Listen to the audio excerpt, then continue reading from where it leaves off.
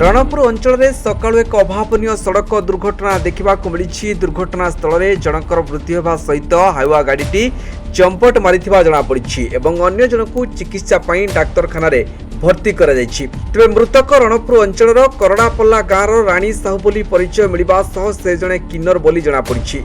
सूचना मुताबक राणी साहू सकाळु यात्रा सारी स्कूटी फेरुवा बेले दप नारायणपुर दुर्गा मंडप पाखरे एक हाइवा गाड़ी को पछपटू धक्का देइथिला।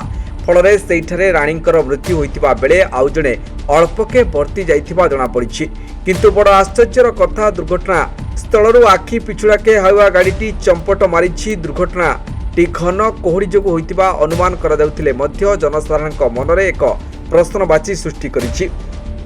तेबे एते कोहड़ी होइतिबा फलरे कोन पई हाइवा गाड़ीटी को ड्राइवर रास्ता रे ठिया कराइथिला एवं हठात दुर्घटना स्थलरू आखि पिछुड़ा के उभान होइजिबा ड्राइवर उपरे साधारण रे संदेह सृष्टि होउछि, जहा पई दुर्घटना घटिबा सह गोटे अमूल्य जीवन चलीगला। मृतकों को स्थानीय पुलिस सहायता शव व्यवच्छेद पई रणपुर गोष्ठी स्वास्थ्य केन्द्र को पठाइबा सहित पुलिस छानबीन जारी रखिछि।